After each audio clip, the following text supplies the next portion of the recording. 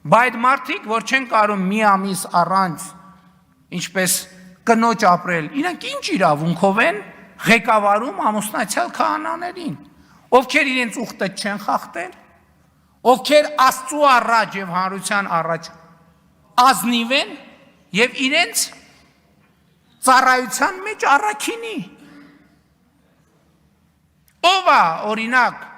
Կտրիչ Ներսիսյանին իրավունք տվել հրահանգ տալ ամուսնացյալ քահանային։ Ոնց կարա կուսակրոնության ուխտը խախտած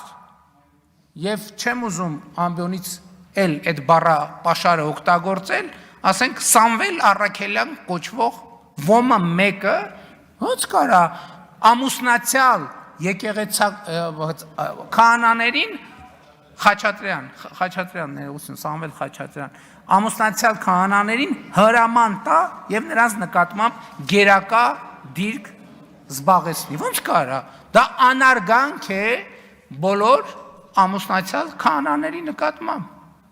Որտեւ ինչ ասես, որտեղ ասես անում են, մի հատ էլ գալիս են այդ բանի դիրքերից, որպես մարդիկ, ովքեր ամուսնացած են եկեղեցու հետ,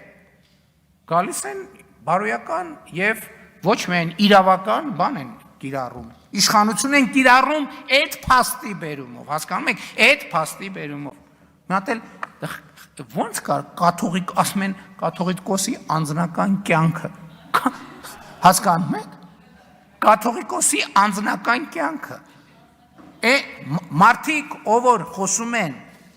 այս իրավիճակի պաշտպանության մասին, նրանք քար առ քար քանդում են հայ առաքելական եկեղեցին, նրա նվիրապետությունը, նրա պատմությունը, նրա ավանդույթը, նրա արժեքը քանդում են, քանդել են, հիմա վերջին ավերակներն են ուզում տան եւ մենք դա թույլ չենք տալու։ Ես ասում եմ ինքս որպես մարդ, ով ունի հոգեվոր զգացմունքներ։